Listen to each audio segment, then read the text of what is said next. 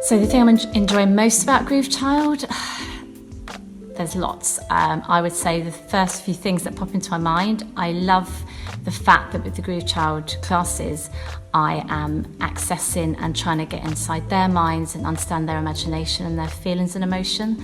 And there's so many opportunities within a Groove Child class to actually ask them questions and get their feedback and get their input on different things. So, for example, the superhero dance, I love asking them what their superpower is for that day, and they come out with loads of really interesting, fun stuff.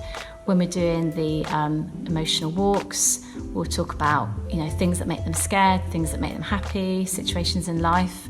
I think it's such a really good mentally and emotional thing to do within a class, because it's actually helping them just to unwind and to express themselves in a really safe environment.